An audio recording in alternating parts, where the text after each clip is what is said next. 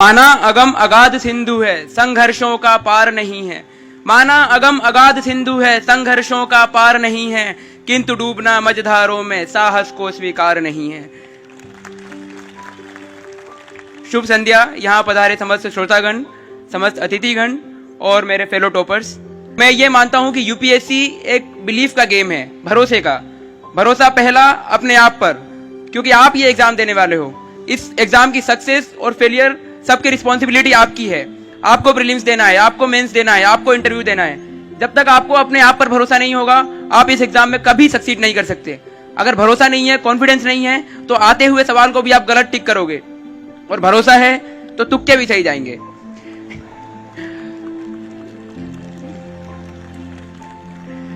दूसरा भरोसा भगवान पे, क्योंकि मेहनत सब करते हैं और मैं मानता हूं कि मुझसे ज्यादा मेहनत यहाँ बैठे समस्त मेरे फेलो टॉपर्स ने किया है।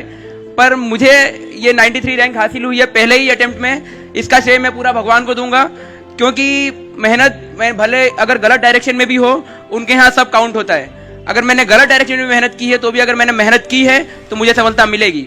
तो मेहनत करो, लेकिन मेहनत के साथ भगवान पे भरोसा भी रखो। तीसरा भरोसा हमें मार्गदर्शन देने वाले समस्त प्राध्यापकों पे हमें होना चाहिए।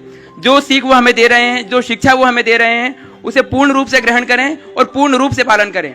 दुर्योधन अंतिम दिन तक जीत सकता था युद्ध में, पर उसके हार का कारण यह था कि वो अपने बड़ों की बात कभी नहीं मानता था।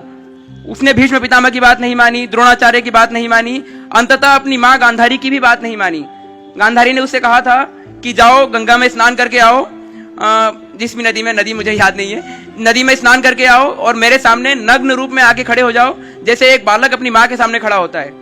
पर दुर्योधन अपने एक अज्ञानतावश श्री कृष्ण जी उसे रास्ते में मिल गए, तो श्री कृष्ण जी ने उसकी अज्ञानता का फायदा उठा लिया और उससे कहा कि नग्न वेश में कौन अपनी माँ के सामने जा सकता है, कम से कम केला तो लपेट लो।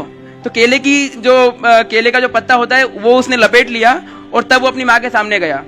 उसकी माँ ने, जिसने पूरे जीवन भर अपने आंख पर पट्टी बांध रखी थी, वो पट्टी पहली बार अपने बेटे के शरीर को वज्र का बनाने के लिए उसने अपनी आंख की पट्टी खोली और अपनी आंख में जितनी भी उसकी शक्ति थी, जो पवित्रता थी, जो सतीत्व था, उससे अपने बेटे के पूरे शरीर को वज्र का बना दिया।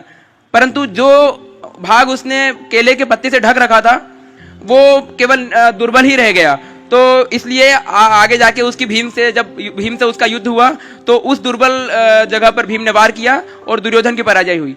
तो अपने बड़ों का कहना यदि उसने मान लिया होता तो दुर्योधन 18वें दिन नहीं, पहले दिन ही जीत गया होता। तो हमेशा आपके बड़े जो भी आपको समझाइश दें या आपके मार्गदर्शक जो भी आपको बताएं, उनका पूर्ण रूप से पालन करें और अपनी समझाइश उसमें लगाने की कोशिश मत करें। और चौथा भरोसा इस देश की लोकतांत्रिक व्यवस्था पर।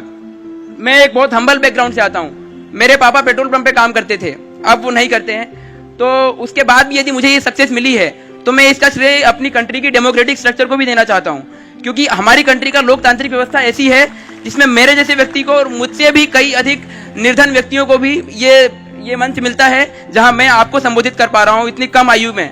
तो मैं चाहता हूं कि ये हमारे देश की एक व्यवस्था भी इतनी मजबूत है जो हमारे पुरखों का दिया हुआ है, जिससे मुझे ये सफलता मिली है। और आखिरी में तो मैं यही कहूंगा कि अपने आप को कभी अंडर एस्टिमेट मत करें, क्योंकि ये तो एक केवल यूपीएससी के एग्जाम है।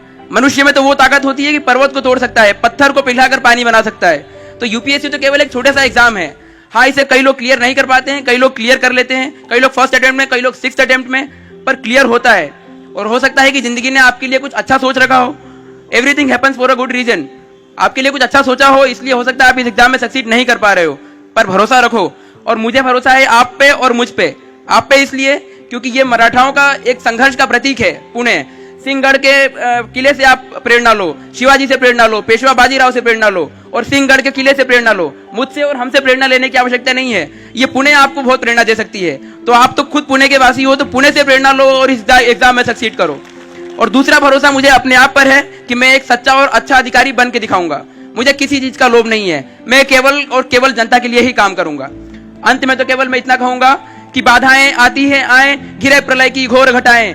बाधाएं आती हैं आए, घिरे प्रलय की घोर घटाएं। पांवों के नीचे अंगारे, सर पर बरसे यदि ज्वालाएं। निज हाथों में हंसते हंसते आग लगाकर जलना होगा, कदम मिलाकर चलना होगा, कदम मिलाकर चलना होगा। धन्यवाद।